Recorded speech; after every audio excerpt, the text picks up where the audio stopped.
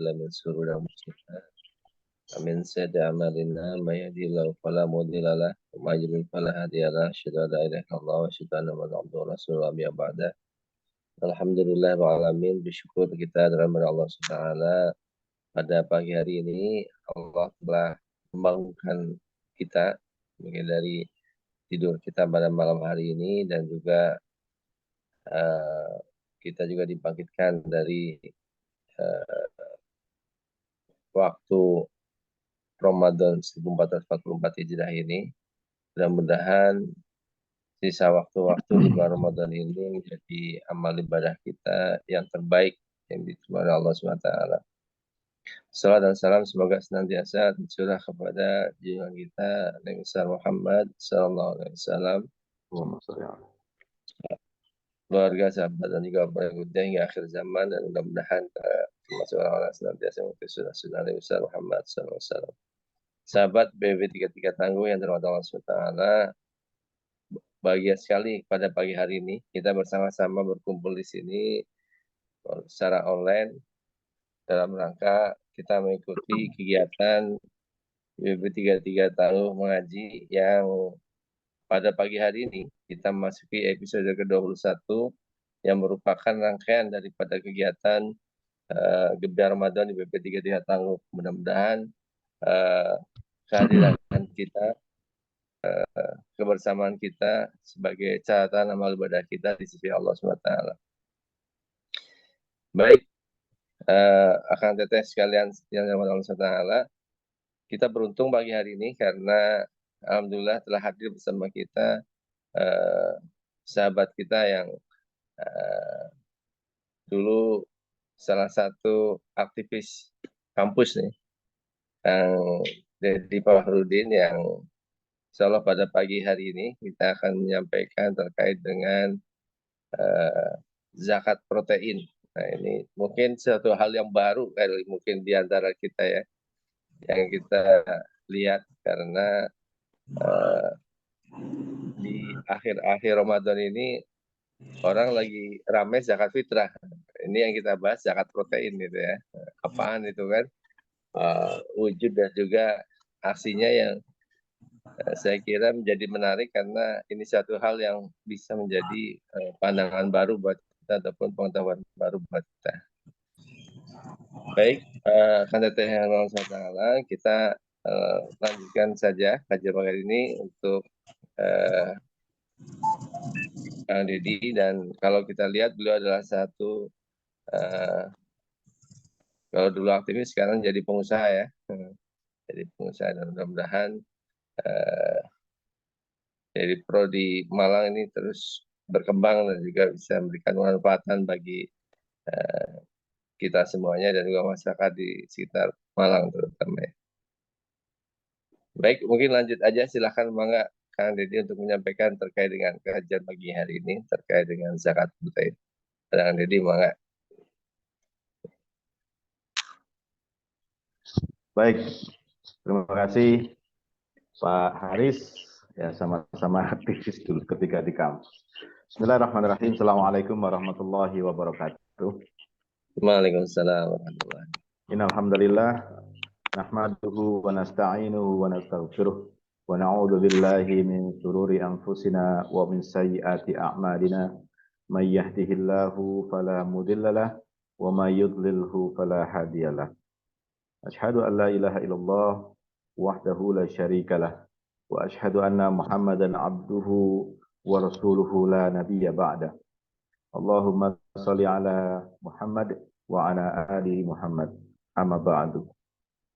Alhamdulillah, kita bersyukur kepada Allah Subhanahu wa taala atas semua nikmatnya, semua rahmatnya, semua kenikmatannya yang sudah diberikan kepada kita, dan insya Allah meskipun kita berusaha ingin menghitungnya, tetapi kita tidak akan pernah bisa menghitungnya.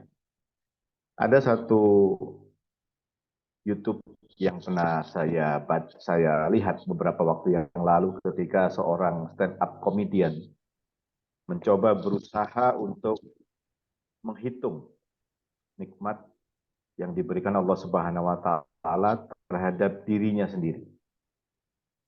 Waktu itu dia hanya menghitung satu saja nikmatnya, yaitu nikmat mata. Berusaha dihitung bagaimana sel-selnya, bagaimana organ di dalam matanya, bagaimana proses penglihatan mata itu terjadi, dan menghitung bagaimana sampai sudah mulai lahir sampai saat ini, dia berusaha untuk menghitung karena dia seorang ahli matematika dengan berbagai macam hitungan-hitungan kalkulus, koresponden dan segala macamnya. Sampai akhirnya dia menemukan bahwa kesimpulan dia, nikmat itu bisa dihitung ketika kita bisa mendefinisikan kata tidak terbatas. Ketika kita bisa menghitung apa angka yang bisa muncul dalam kata-kata tidak terbatas itu, maka kita akan bisa menghitung nikmat salah satu organ kita yang bisa diterapkan di organ-organ yang lain. Dan ternyata sejujurnya kalau kita mau menghitung itu dan kita sama-sama tahu kita tidak bisa mendefinisikan kata tidak terbatas itu. Sehingga dalam hari ini pun saya berwasiat kepada diri saya sendiri dan kepada kita semuanya untuk selalu berusaha bersyukur karena ternyata kita sampai hari ini pun tidak bisa mendefinisikan apa arti tidak terbatas itu. Dan alhamdulillah Bapak Ibu sekalian, teman-teman semuanya, saya diberikan tugas oleh Ustadz Haris untuk menyampaikan satu kajian yang kami diserahkan kepada saya untuk membahas tentang apa, dan saya pikir sangat menarik kalau kita membahas tentang topik ini, tentang zakat. Yang selama hari ini, selama berbulan-bulan, terutama bulan Ramadan ini, terutama hari-hari ini biasanya 10 hari terakhir orang berbondong-bondong untuk mulai memikirkan zakat, mulai menghitung hartanya, mulai mencari beras atau bahan pokok yang lainnya untuk diberikan sebagai bahan zakat. Saya izin untuk sedikit menyampaikan beberapa slide ya.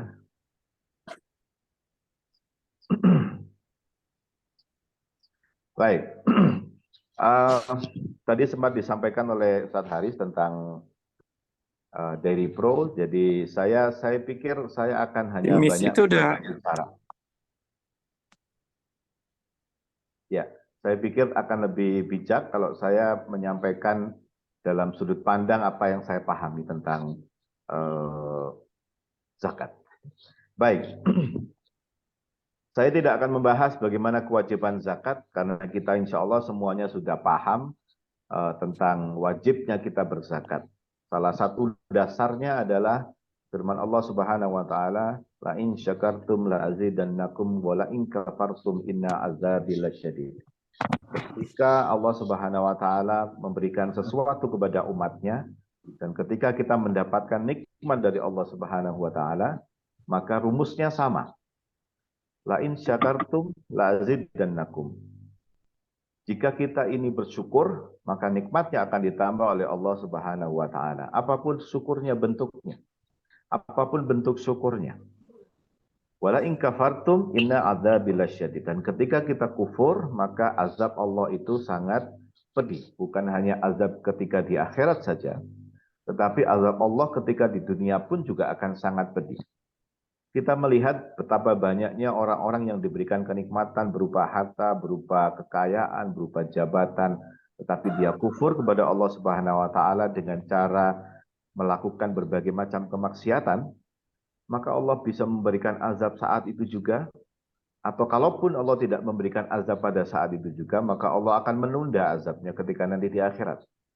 Oleh karena itu, Bapak Ibu sekalian, rumus yang sederhana ini akan menjadi menarik untuk kita renungkan. Bahwa ketika Allah memberikan kenikmatan kepada kita semuanya berupa keluarga, berupa anak, berupa harta, berupa jabatan, maka rumusnya sama. Kita bersyukur kepada Allah dengan memberikan definisi yang jelas. Bahwa salah satu definisi yang paling mendekati masuk akal buat kita semuanya adalah bagaimana kita menggunakan nikmat yang sudah diberikan kepada pemberi nikmat sesuai dengan keinginan dan harapan si pemberi nikmat. Salah satu cara kita bersyukur atas nikmat kita sebagai anak adalah kita menggunakan posisi kita sebagai anak kepada orang tua kita seperti yang diharapkan oleh orang tua kita.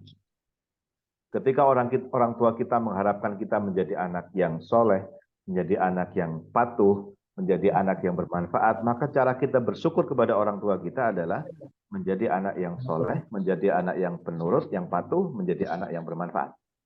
Ketika kita diberikan harta, diberikan uang saku dulu ketika kita sekolah ya, ketika kita diberikan uang saku oleh orang tua kita pasti berharap kita menggunakan uang saku itu dengan cara yang terbaik.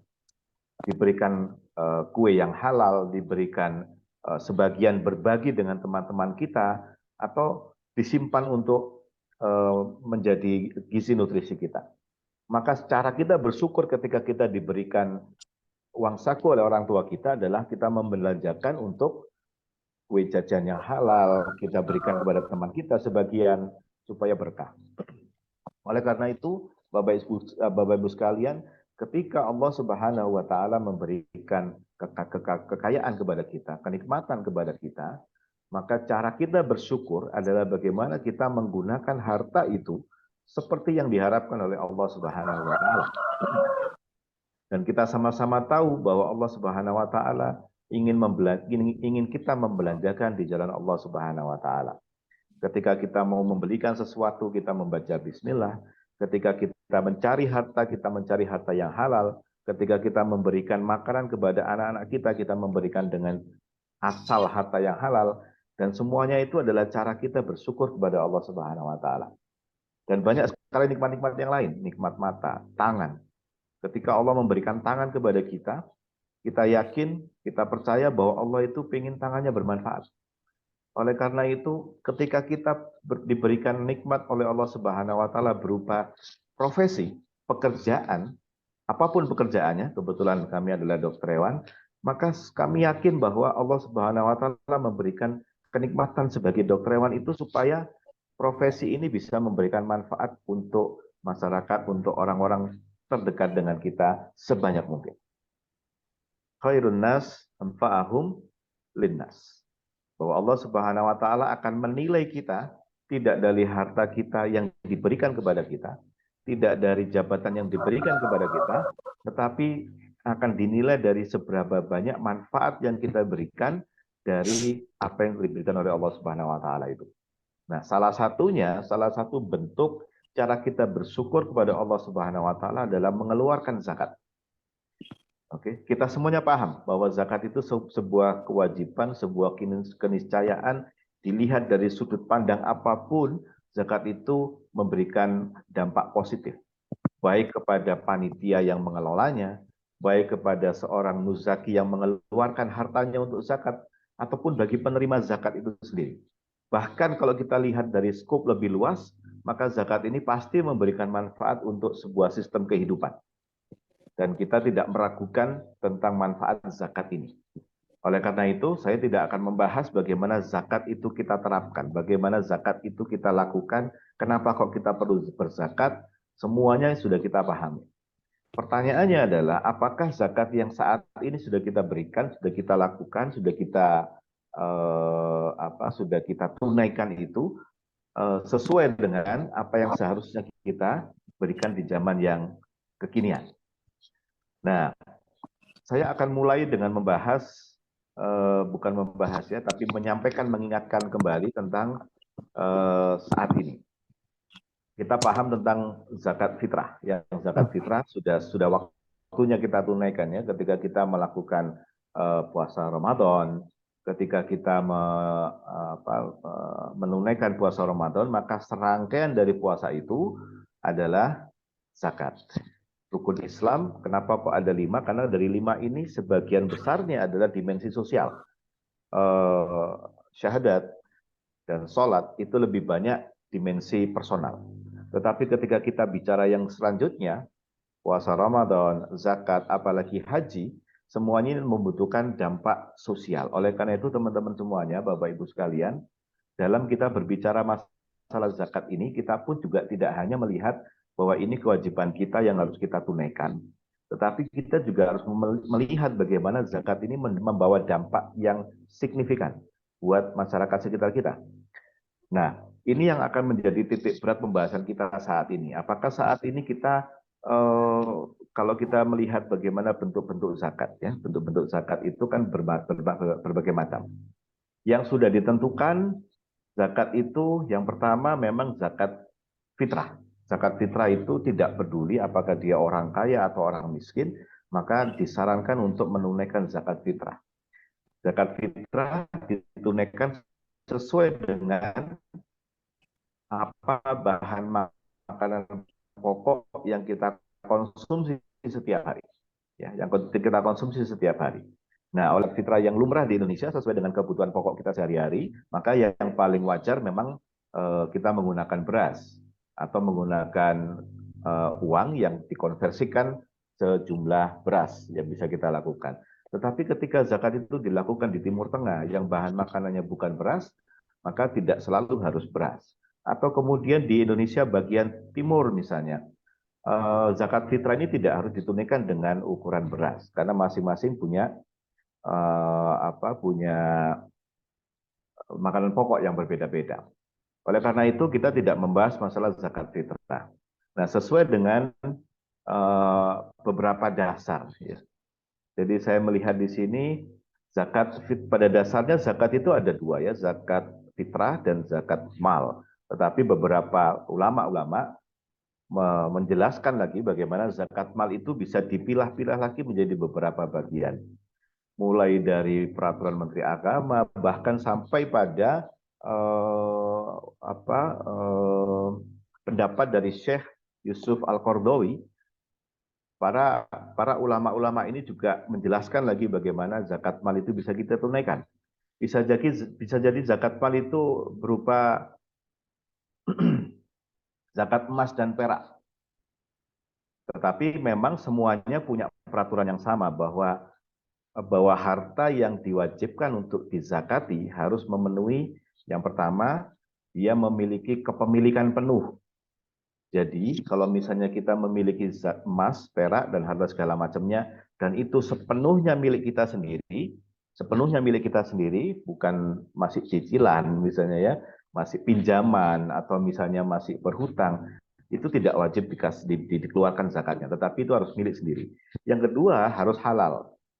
Jadi tidak bisa zakat itu misalnya kita mendapatkan dengan metode pencucian uang atau kita mencuri seperti film-film Robin Hood, kemudian kita bersedekah. Islam tidak membenarkan itu. Ketika kita mengambil harta dengan cara tidak halal, maka harta yang tidak halal itu tidak termasuk dalam harta yang wajib dikeluarkan zakatnya. Ya. Yang ketiga, syaratnya memang harus cukup nisabnya, yaitu 1 tahun. Ya, cukup nisabnya itu artinya kemudian haul, ya.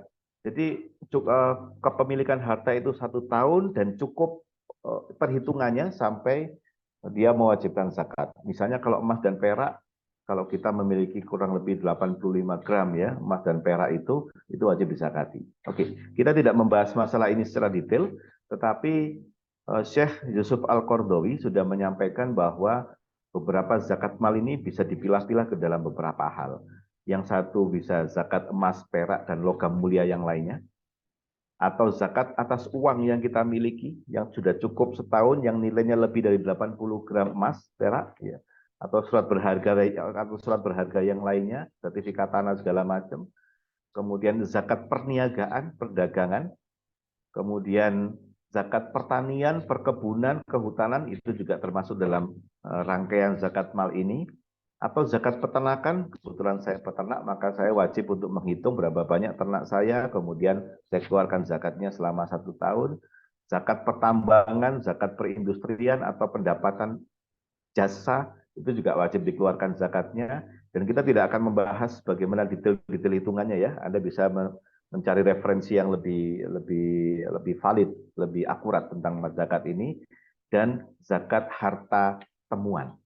Nah, semua harta ini yang kita miliki, semuanya memang wajib dikeluarkan zakatnya. Yang jadi pertanyaan saat ini adalah bagaimana cara kita bisa memastikan zakat yang kita keluarkan itu betul-betul bisa berdampak signifikan terhadap orang-orang sekitar kita. Dan kita juga sudah memahami tentang masalah siapa saja yang berhak untuk mendapatkan zakat ini sebagaimana yang sudah disampaikan Allah Subhanahu wa taala dalam surat At-Taubah ayat 60. A'udzubillahi minasyaitonirrajim. Innamas shadaqatu lil fuqara. Yang pertama adalah fakir, fuqara. Wal masakin, orang-orang miskin. Wal amilin, amil zakat, orang panitia yang mengelola zakat itu. Wal amilina alaihim wal muallafatin qulubuhum. Oke. Hamba sahaya wa fir riqabi wal gharimin, dan kemudian riqab hamba sahaya, kemudian gharim orang yang masih punya hutang untuk memenuhi kebutuhan sehari-hari. Jadi kalau kita lihat kiri kanan kita ada teman kita, tetangga kita yang dia kehidupannya layak tapi dia masih harus hutang untuk memenuhi kebutuhan dasarnya, maka dia wajib untuk dia berhak untuk mendapatkan zakat.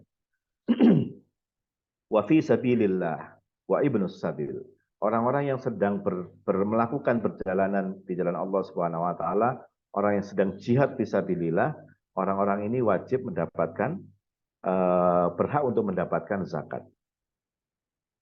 Faridatin minallah wallahu alaihimun hakiman. Jadi ini orang yang berhak mendapatkan zakat dan saya tidak akan membahas ini. Tetapi dalam kaitannya dengan kita melakukan zakat, menunaikan zakat, kita mengeluarkan uang harta kita untuk zakat, maka pertimbangan utamanya adalah apakah zakat yang akan kita keluarkan itu bisa berdampak positif, bisa berdampak signifikan, bisa berdampak jangka panjang, dan bisa berdampak bukan hanya memberikan dampak seminggu, sehari, seminggu, 1 bulan, tetapi bisa berdampak lebih lama dari itu, bahkan bisa berdampak untuk membangun peradaban. Nah, oleh karena itu, Bapak Ibu sekalian, teman-teman semuanya, dalam kesempatan hari ini, saya akan menyampaikan satu fenomena di Indonesia. Fenomena di dunia barangkali, tentang bagaimana kondisi ekonomi di Indonesia yang saat ini, kita sama-sama tahu sangat bervariasi. Ada yang sangat berlebih luar biasa, ada yang sangat kekurangan luar biasa, dan kita juga mengetahui bahwa di situ ada zakat pertanian, ada zakat peternakan, ada zakat kehutanan, ada zakat perniagaan, ada zakat jasa, bahkan ada zakat barang temuan, yang semuanya bisa dikonversi menjadi angka, semuanya bisa dikonversi menjadi duit begitu ya. Nah, yang menarik adalah bahwa saat ini Indonesia sedang mengalami bonus demografi. Sejak tahun 2011 sampai saat ini, memang saat ini kita diberikan berkah oleh Allah Subhanahu wa taala dengan diberikannya model demografi yang tidak pernah kita miliki sebelumnya, yang disebut dengan bonus demografi. Bonus demografi ini berarti bahwa sampai nanti 2045, jadi kurang lebih sekitar 25 sampai 35 tahun sejak tahun 2011, Indonesia akan didominasi oleh generasi-generasi yang produktif. Mulai tahun 2011, kira-kira 10 tahun, 12 tahun yang lalu, sampai 25-35 tahun berikutnya, sampai 2045, bangsa Indonesia ini akan memiliki jumlah penduduk produktif yang mendominasi di Indonesia.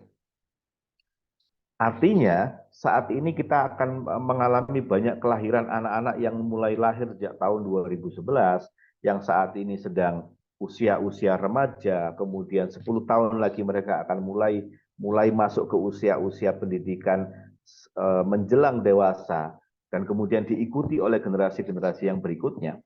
Maka informasi ini menjadi salah satu pelajaran penting buat kita semuanya, bagaimana kita berkontribusi dengan zakat. Selama ini kita berpikir zakat kita berikan ke fakir miskin dan gharib, ya, kemudian para pelajar, orang-orang yang sedang para pelajar yang sedang melakukan perjalanan, orang-orang yang sedang berjihad, macam-macam. Kalau kita berpikir bahwa ternyata saat ini Indonesia bukan sekedar memiliki bonus demografi, tetapi Indonesia juga sedang memiliki permasalahan di bidang sosial, di bidang gizi. Sampai kita bahkan mendapatkan banyak komunitas-komunitas gizi. Kita banyak mendapatkan anak-anak muda yang peduli pada gizi. Dan kita saat ini menjadi salah satu negara dengan tingkat konsumsi gizi yang paling rendah di negara-negara sekitar kita. Kita sudah sama-sama tahu bahwa saat ini banyak pelajar-pelajar perempuan yang ada di Indonesia yang sejak dia usia umur 7 tahun sampai 15 tahun, data FAO menunjukkan bahwa rata-rata pemudi-pemudi di Indonesia memiliki defisiensi zat besi. Rata-rata anak-anak Indonesia mengalami definisi zat besi, sehingga resikonya akan berdampak kepada menurunnya daya tahan tubuh mereka, menurunnya produktivitas mereka ketika mereka kekurangan zat besi. Data FAO juga menunjukkan bahwa Indonesia termasuk salah satu negara dengan tingkat konsumsi protein hewani terendah. Dan kita melihat sekitar kita masih banyak melihat banyak teman-teman kita atau tetangga-tetangga kita yang bahkan belum bisa cukup memenuhi kebutuhan dasar protein mereka untuk bisa tumbuh dan berkembang dengan optimal. Ya, kalau kita mau agak berbicara vulgar sedikit, salah satu penyebab kenapa kok tim nasional Indonesia sepak bola itu jarang menang dengan tim sepak bola tetangga-tetangga kita, dengan Thailand misalnya ya, salah satunya adalah tim sepak bola kita ini memiliki tinggi badan rata-rata masih 165 sampai 160 sampai 165 cm. Berbeda dengan tim nasional Thailand yang tinggi badannya sudah di atas 170 cm. Nah, otomatis kalau kita bermain bola-bola atas, pemain-pemain Indonesia akan selalu kalah. Oke. Fakta yang kedua yang kita juga melihat bagaimana teman-teman dan tetangga-tetangga sekitar kita masih melihat banyak gizi buruk, banyak kekurangan-kekurangan gizi di sekitar kita, dan kemudian kita hanya menyelesaikannya dengan cara memberikan uang. Kita hanya menyelesaikannya dengan cara memberikan zakat fitrah berupa beras. Oke, itu tidak masalah, baik dalam jangka pendek. Tetapi yang perlu kita renungkan saat ini adalah apakah gizi yang kita bisa, apakah zakat yang nanti akan kita keluarkan itu bisa membantu menyelesaikan masalah-masalah dasar seperti ini. Karena kalau kita bicara produktivitas masyarakat, kita tidak akan bisa terlepas dari gizi. Kalau kita bicara masalah performance, kita tidak akan bisa lepas dari yang namanya nutrisi. Kalau kita bicara masalah pertumbuhan, imunitas, fisik, ya tinggi badan, kita tidak akan pernah bisa terlepas dari nutrisi. Dan kita harus memahami bahwa dari sekian banyak nutrisi-nutrisi yang dibutuhkan, ada beberapa nutrisi dasar, dan kita juga memahami bahwa sel tubuh itu akan disusun oleh asam-asam amino.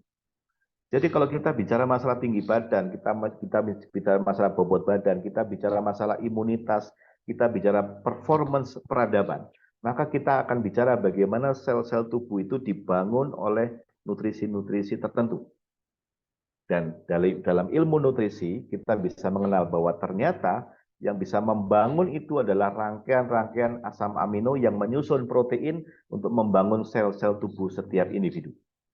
Nah, ini sebetulnya ide kenapa kok kita harus memikirkan salah satu cara untuk bisa menyalurkan zakat kita adalah dengan cara mengkombinasikan penyaluran zakat ini dengan performance, dengan rencana jangka panjang, dengan perbaikan, dengan merencanakan peradaban manusia.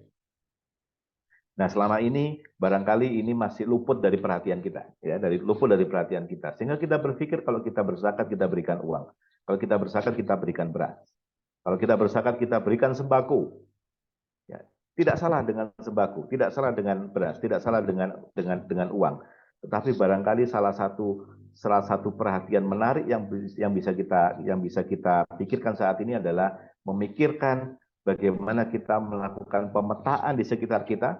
Ketika kita ingin menyalurkan harta Rp10.000 barangkali ya, maka dari Rp10.000 itu kita punya pilihan. Apakah 10.000 kita berikan dalam bentuk beras? Apakah 10.000 kita bisa dalam bentuk uang, atau 10.000 dalam bentuk protein? Karena ketika kita berikan dalam bentuk uang, dan kemudian yang menerima itu tidak bisa memikirkan bagaimana yang lebih mendasar kepada kebutuhan-kebutuhan dia, barangkali kita bisa mengarahkan.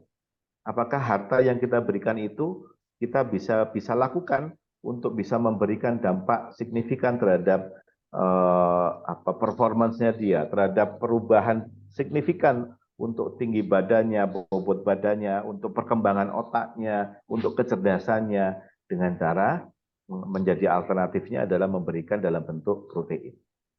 Nah, oleh karena itu, kita barangkali bisa mulai berpikir, posisi kita sebagai seorang mustahik atau seorang muzaki. Ketika kita menjadi seorang muzaki, maka kita perlu juga berpikir tidak sekedar memberikan harta, yang tidak sekedar memberikan zakat kita, tapi kita juga harus berusaha untuk memikirkan apakah zakat yang kita berikan itu bisa berdampak lebih luas. Tidak hanya sekedar 1-2 hari, 1-2 minggu, 1-2 bulan, tapi lebih jauh daripada itu. Wallahualam. Tetapi ini adalah menjadi salah satu pemikiran yang bisa kita jadikan alternatif bagaimana kita menyalurkan zakat. Nah, yang ketiga, kita wajib untuk mulai memikirkan. Tidak hanya memikirkan, tetapi juga mulai take action bagaimana kita bisa melakukannya itu dengan cara sesuai dengan porsi kita. Kalau kita adalah seorang yang paham tentang protein, apakah itu berupa protein hewani atau apakah protein nabati. Ketika kita akan memutuskan untuk memberikan dalam bentuk protein nabati, maka kita harus memikirkan protein nabati yang mana yang kira-kira akan bisa berdampak lebih signifikan. Apakah itu berbentuk biji-bijian ataukah nutrisi-nutrisi tertentu. Kalau seandainya kita memutuskan untuk bisa memberikan dalam bentuk protein hewani, maka kita juga akan memikirkan ternyata dampak zakat itu tidak sekedar bagaimana kita menyalurkan harta kita untuk memberikan nutrisi kepada si penerima zakat, dari mulai fakir, miskin, gharib, tadi ya mu'alaf, amil, kemudian sampai orang yang jihad fisabilillah, orang yang sedang melakukan perjalanan, Ibnu Sabil. Dan sekarang ini ternyata kalau kita mau berpikir lebih dalam lagi, kita berpikir lebih dalam lagi, orang-orang yang disebutkan dalam semua asnaf tadi, fakir, miskin, orang-orang yang kebutuhan dasarnya bisa dilakukan melalui zakat fitrah yang lainnya, atau dengan sedekah yang lainnya. Tetapi alternatifnya, mereka barangkali tidak sempat punya pikiran, tidak sempat untuk memiliki kemampuan mempertimbangkan untuk mendapatkan gizi yang lebih baik. Mereka barangkali akan hanya bicara masalah karbohidrat. Karena kita ngomongin beras, itu bicara karbohidrat. Tetapi kalau kita bicara kebutuhan dasar, memang oke, karbohidrat itu kebutuhan dasar. Tetapi kalau kita bicara lebih jauh lagi, barangkali kita juga bisa berpikir apakah zakat itu bisa kita berikan kepada dia, tidak hanya sekedar memberikan kebutuhan dasarnya, karbohidrat, tetapi juga memberikan kebutuhan sekundernya berupa protein. Nah, jadi Bapak Ibu sekalian, kita melihat ini ada satu peluang yang bisa kita lakukan, yang kita bisa berikan untuk menjadi alternatif bagaimana zakat ini bisa kita tunaikan. Di sisi yang lain, sebetulnya saat ini kita juga sedang dalam posisi untuk melihat bagaimana seseorang itu bisa mendapatkan nutrisi dan kita bisa membantu lewat zakat itu. Ini adalah contoh dari bagaimana keseimbangan nutrisi yang kita bisa dapatkan di banyak sumber. Mulai sayur, karbohidrat, tepung, segala macam, tetapi sepertiga dari kebutuhan nutrisi dasar seorang manusia itu pun juga kebutuhan protein. Bisa jadi ikan, telur, daging, susu, ataupun yang lain-lainnya. Nah, ini adalah cara kita, alternatif yang bisa kita lakukan. Nah, oleh karena itu, di sisi yang lain, kita juga melihat bahwa ternyata saat ini kebutuhan dasar dari orang-orang sekitar kita adalah supporting your local farmers. Saat ini begini, teman-teman semuanya. Kebutuhan susu kita masih sangat tergantung pada impor. Di sisi yang lain, peternak-peternak kita masih jauh dari kesejahteraan. Jadi kalau mau dihitung-hitung, barangkali peternak kita ini, sebagian besar peternak-peternak kita yang masih skala kecil ini, sebetulnya juga termasuk peternak-peternak yang menjadi mustahik. Karena kalau dia mendapatkan penghasilannya cuma 20.000, 30.000 sehari untuk ongkos ngarit ya barangkali ya, itu pun sebetulnya kalau kita hitung para peternak kita juga menjadi bagian dari mustahik. Apalagi peternak-peternak yang punya sapi cuma 1 ekor, punya 2 ekor, yang penghasilannya itu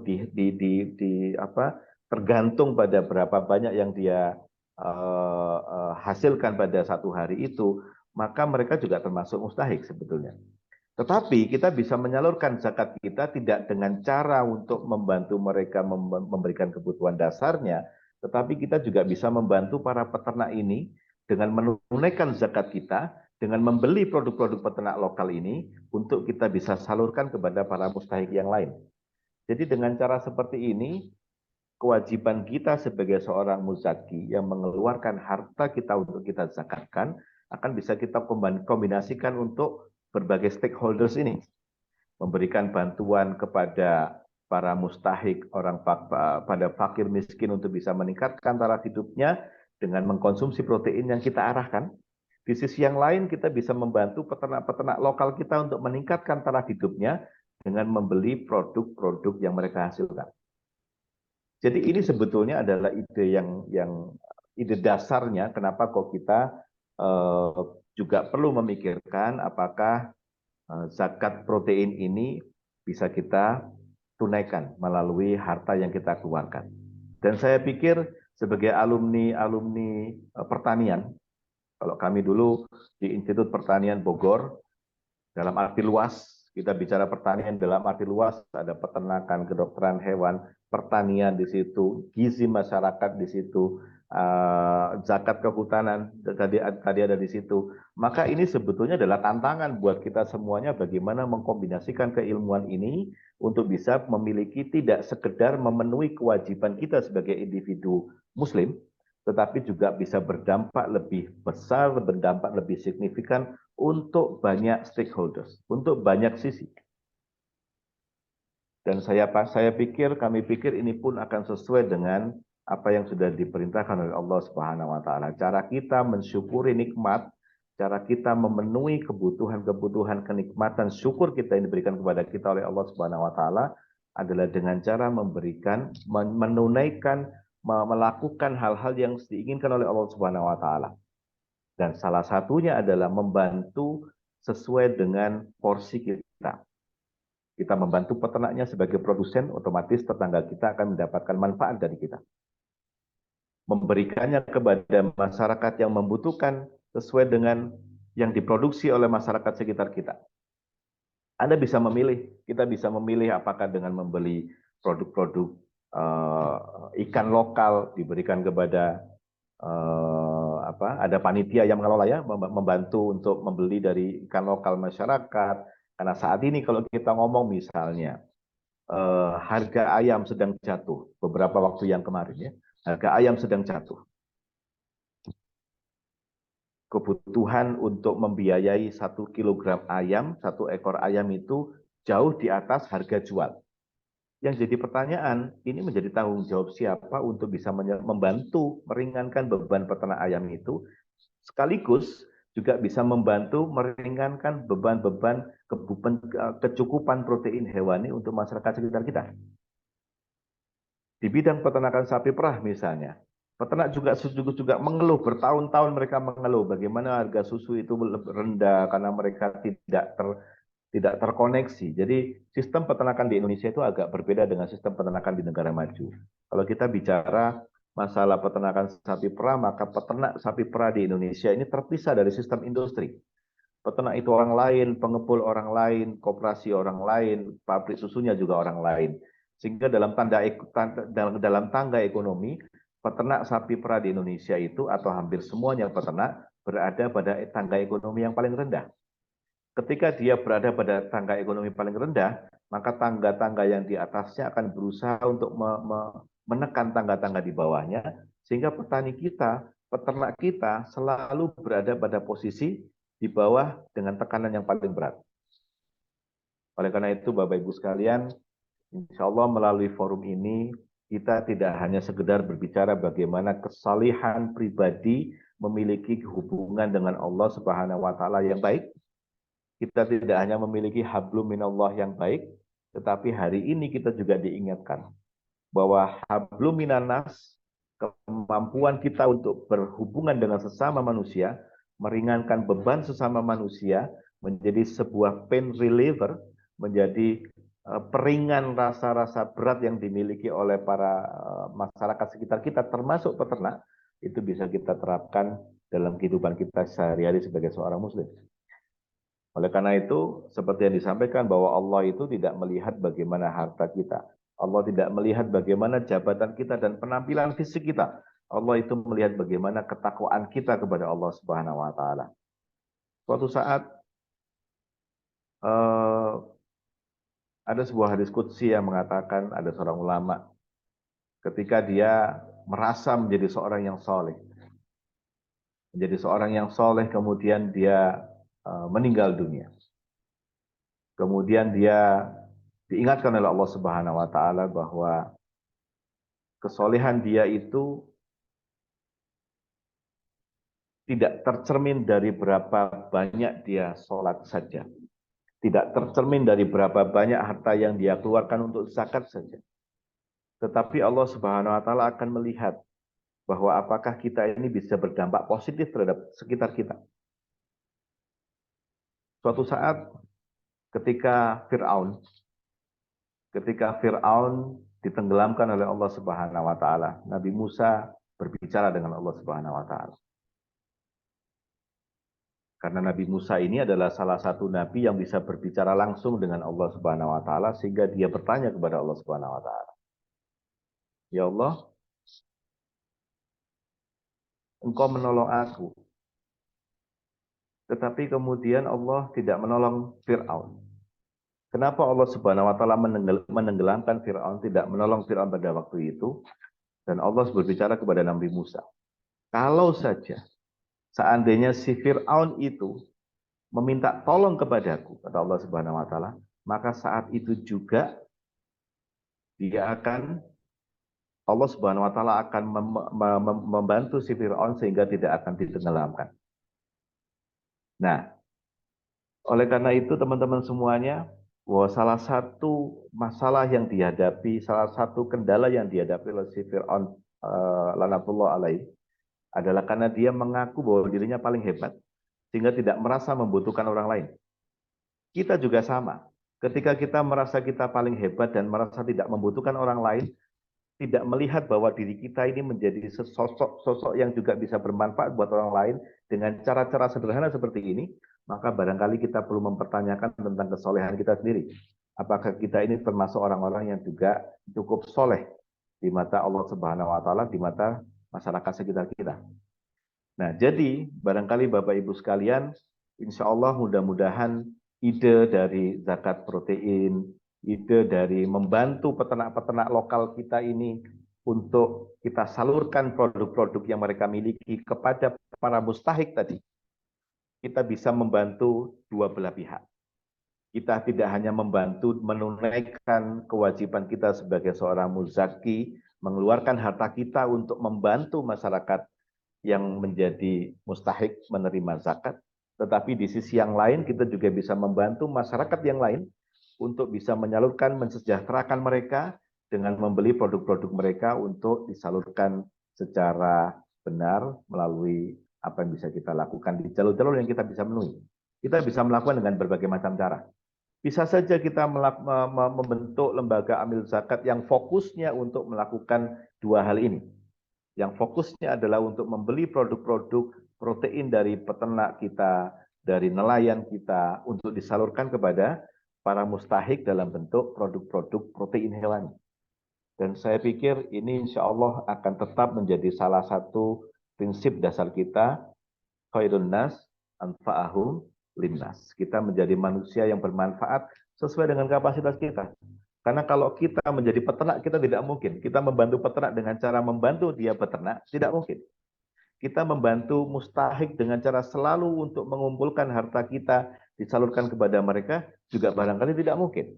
Tetapi ketika kita menjadi seorang hub, sebagai konektor dari orang-orang yang sepakat dengan prinsip membantu meningkatkan peradaban ini, maka insya Allah itu pun yang menjadi salah satu bentuk cara kita berkontribusi kepada masyarakat sekitar kita. Itu barangkali sebagai pembuka diskusi yang bisa kami sampaikan pada pagi hari ini.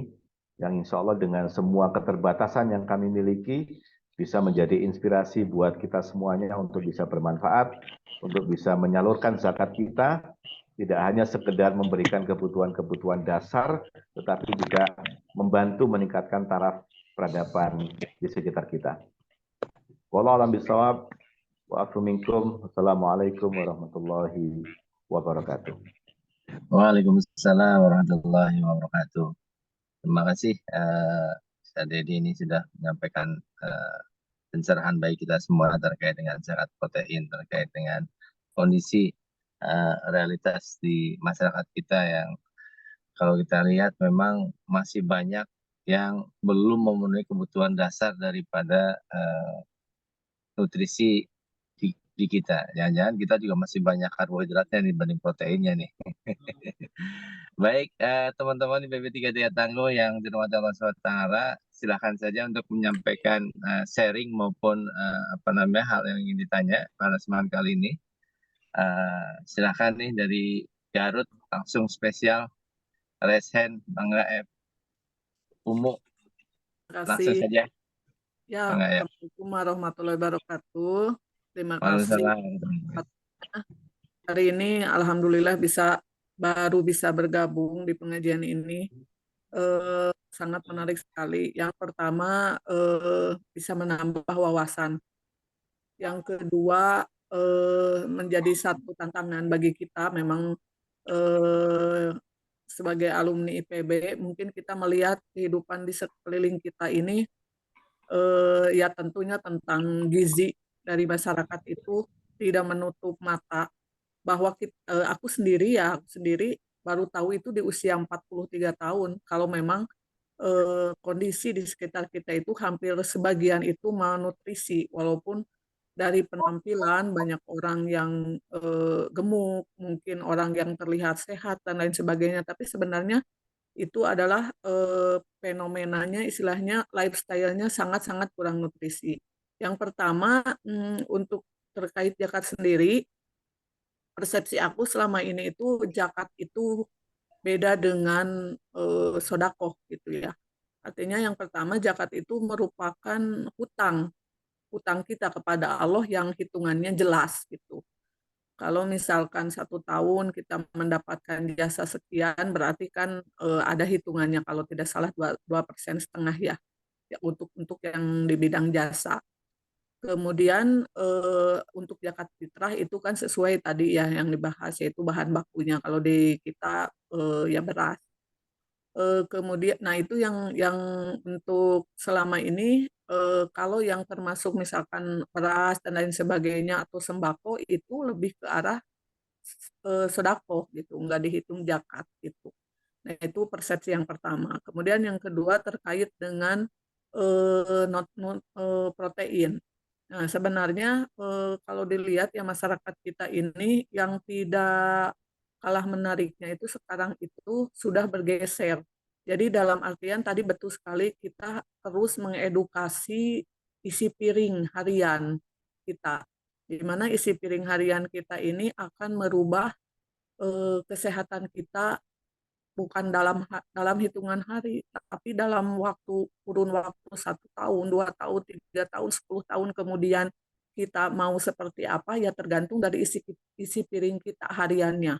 Jadi betul tadi mengingatkan bahwa memang isi piring kita ini terdiri dari empat yang bagusnya nutrisinya. Yang pertama seperempatnya itu adalah karbohidrat. Yang kedua memang protein hewani. Yang ketiga yaitu protein nabati dan yang keempat sayur atau buah. Nah, jadi selama ini di masyarakat itu yang dinamakan protein itu hanya protein hewani, lauk, daging dan ikan. Sedangkan sayuran sendiri sering dikategorikan itu bahwa sayuran gitu. Padahal ternyata banyak sekali jenis sayuran yang termasuk kategori protein seperti kacang-kacangan gitu. Nah itu yang harus mengedukasi ya tentunya dimulai dari kita sendiri. Terus yang tidak kalah menarik di masyarakat adalah cara pengolahan. Cara pengolahan yang merupakan aku bilang sih kejahatan nutrisi gitu. Artinya apa? Banyak sekali bahan-bahan makanan yang bagus, tetapi karena pengolahan yang kurang tepat, tetapi bisa mengakibatkan jadi miskin nutrisinya. Jadi miskin nutrisi. Nah itu sehingga di kita itu berkembang sekali bahan makanan, bukan bahan makanan, hasil-hasil olahan yang pengawetnya, pewarna, kemudian kadar gula dan lain sebagainya itu sangat tinggi yang itu bisa mengakibatkan kalau dikonsumsi secara eh, jangka panjang itu mengakibatkan bahaya lah gitu, bahaya untuk kesehatan. Nah, jadi itu yang memang harus harus mengedukasi untuk lingkungan-lingkungan kita. Nah, itu saja sih yang aku sampaikan. Jadi terima kasih atas pembahasannya. Yang pertama sangat menarik sekali itu untuk zakat protein. Nah, apakah bisa menggugurkan kewajiban untuk hitungan misalkan 1 tahun ini kewajiban zakatnya misalkan taruhlah 10 juta. Apakah memang bisa diganti dengan protein atau bahan dasar misalkan atau beras dan lain sebagainya atau memang harus dalam bentuk uang itu saja. Baik, dari umum, saya kira Ya, ini sama juga pertanyaan di chat nih, Kang Deddy nih, terkait dengan apakah ini zakat ataukah infak sedekah nih untuk proteinnya, karena memang ya.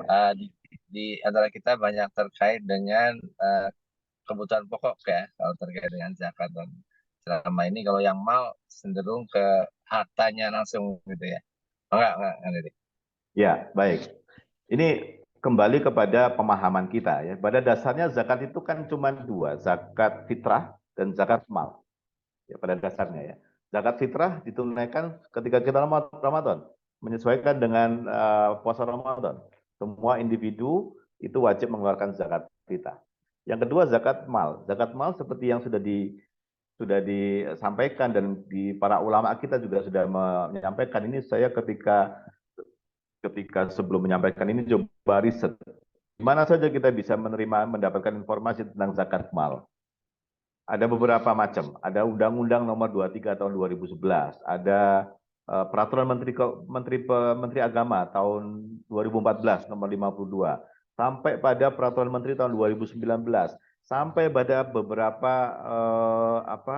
pendapat dari banyak banyak ulama-ulama di sekitar kita. Yang saya jadikan salah satu referensinya adalah bagaimana ulama kita yang bernama Dr. Yusuf Al-Qaradawi menyampaikan tentang zakat mal ini.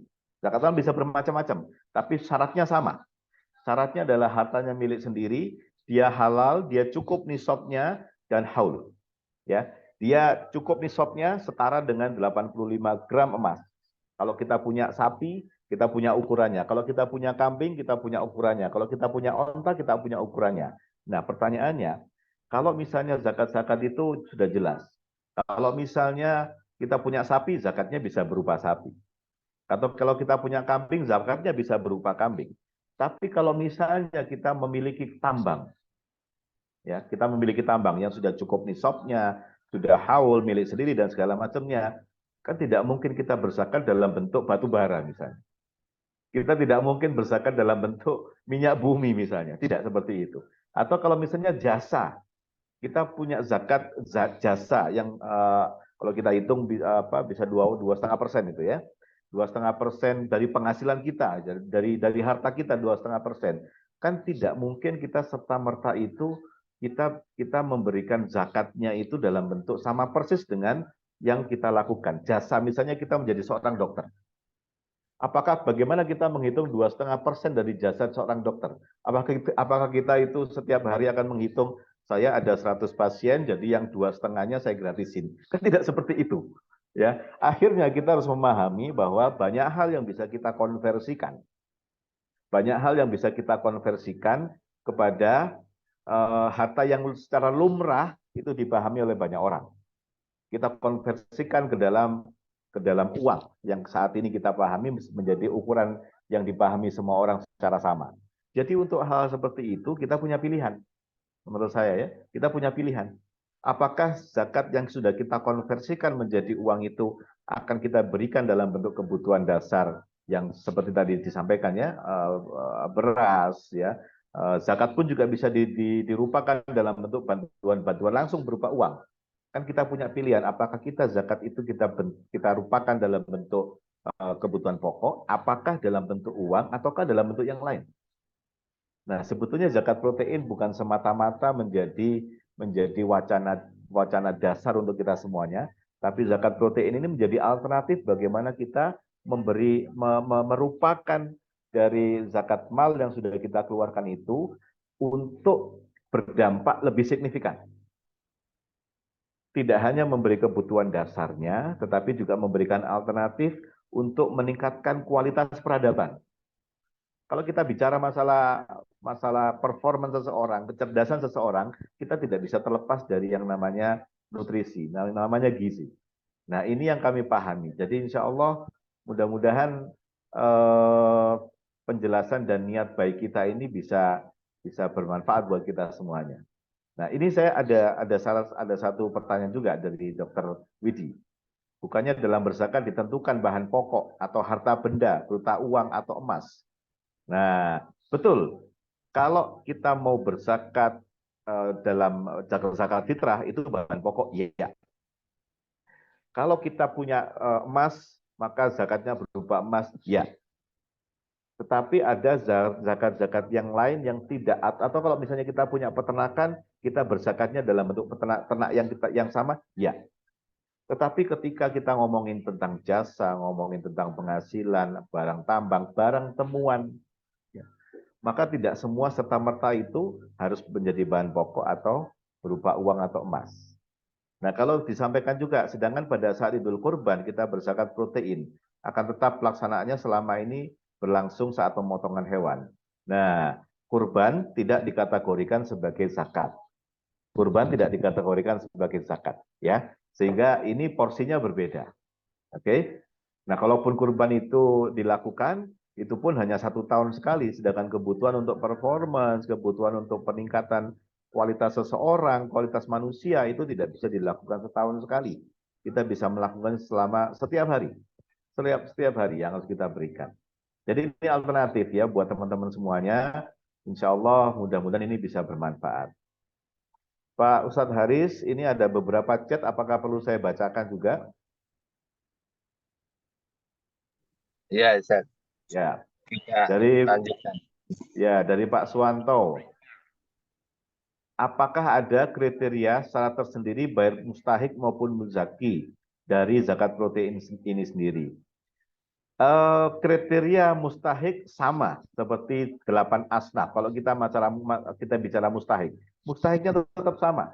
Fakir, miskin, gharib, ya, kemudian amil, orang sedang berhutang gitu ya, kemudian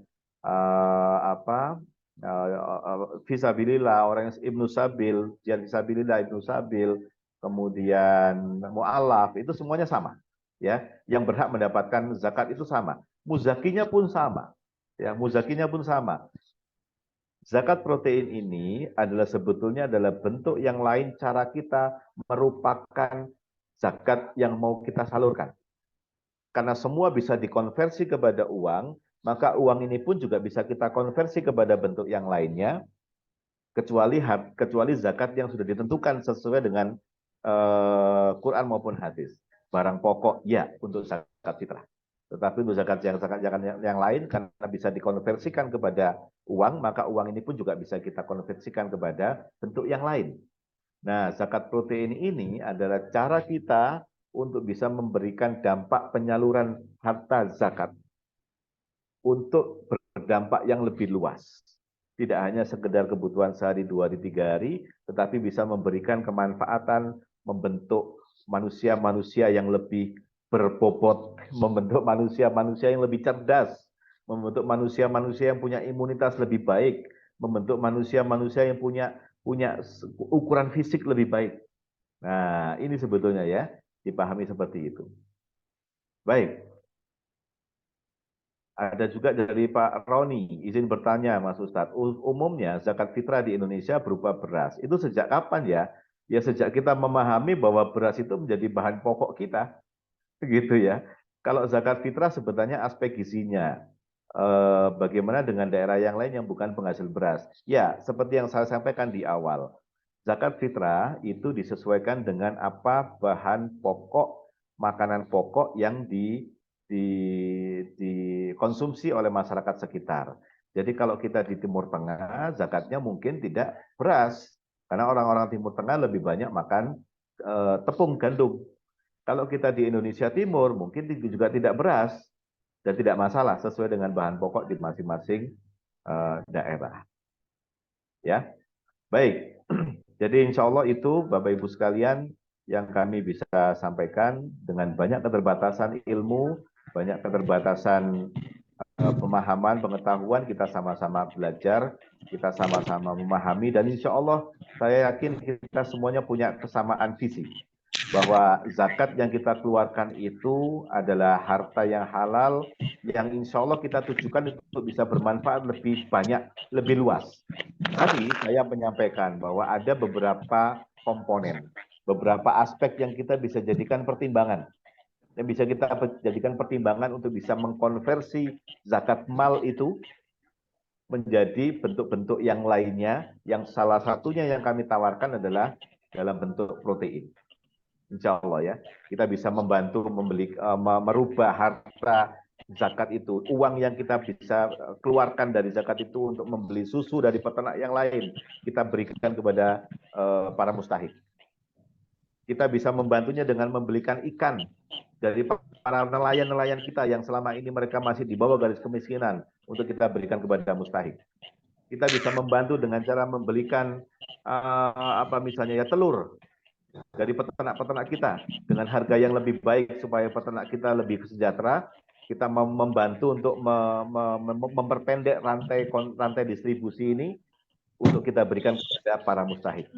Kita membantu dengan membelikan ayam barangkali ya, ayam segar, karkas ayam kepada para petani-petani, peternak-peternak kita dengan harga yang lebih baik, harga yang di atas mereka supaya untung, untuk diberikan kepada para mustahik. Ini sebetulnya cara-cara sederhana yang bisa kita lakukan untuk bisa membantu menggunakan dana zakat ini untuk dampak yang lebih luas, untuk dampak yang lebih signifikan buat masyarakat sekitar kita.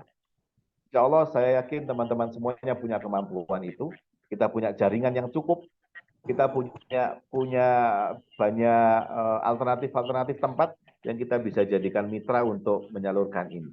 Atau barangkali kalau seandainya Angkatan 33 berinisiasi untuk membentuk lembaga amil zakat yang fokus pada penyaluran zakat ke arah produk-produk protein, ini akan sesuai dengan ilmu kita sebagai alumni pertanian IB.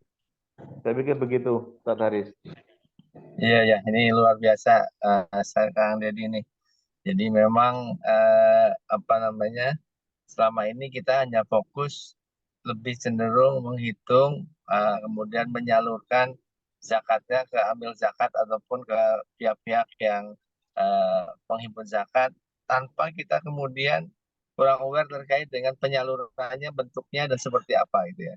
Ternyata wacana ini menjadi suatu yang menarik dan juga menjadi pencerahan buat kita semuanya apabila kita bisa memberikan keseimbangan dan kemanfaatan. Artinya kalau zakat fitrah aja kita hanya bisa bahan pokok utamanya beras ataupun kalau di kita, kalau nggak ditemenin sama yang lain, kasihan juga hanya makan beras saja kan ya.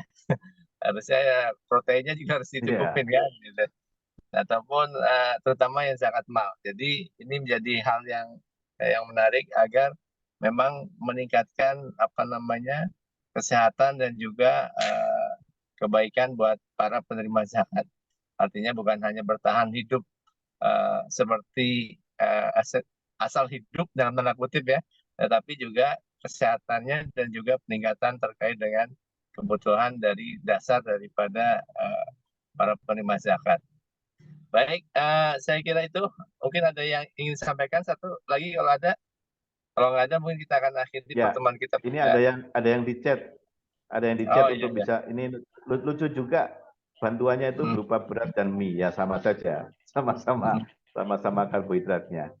Ya, ada komentar juga, setuju boleh juga 33 buat lembaga amil zakat, penyalurannya produk-produk pertanian dan peternakan, terutama protein dan sayur mayur. Subhanallah, mudah-mudahan ini jadi inspirasi buat kita semuanya, sesuai dengan porsi kita masing-masing. Insya Allah. Ya mudah-mudahan nanti ini bisa diinisiasi nih dari teman-teman 33 Tangguh ataupun mungkin kalau dari Proda bikin boleh juga nih nanti lini usaha sampaiannya zakat terkait dengan zakat protein ini. Baik, teman-teman juga dikatakan Allah Taala, luar biasa pagi hari ini kita mendapatkan pencerahan terkait dengan zakat protein. Mudah-mudahan ini menjadi bukan hanya sebagai wawasan baru mungkin bagi kita sebagian besar karena kita masih kurang care terkait dengan penyalurannya, tetapi mudah-mudahan ini jadi inspirasi buat kita untuk terus berkembang, terus bisa memberikan kemanfaatan buat kita, lingkungan kita, dan juga para penerima zakat ataupun para orang-orang yang ada di sekitar kita. Khairunas anfa'ulinas. Sebaik manusia adalah yang paling bermanfaat buat orang lain. Demikian mungkin yang bisa kita sampaikan. Mohon maaf saya kekurangan. Jazakumullah khairan katsiran. Ustaz Dedi nih yang sudah sharing pagi-pagi dari Malang nih. Mudah-mudahan terus jaya dan sukses usahanya dan juga sharingnya. Dan terima kasih buat teman-teman Belajar Tangguh yang sudah bergabung pagi hari ini. Mudah-mudahan kita terus bisa saling sinergi, kolaborasi, dan juga saling meningkatkan kemanfaatan kita buat lingkungan kita. Mohon maaf segala kurangan. Wabillahi taufiq. Assalamualaikum warahmatullahi wabarakatuh. Waalaikumsalam warahmatullahi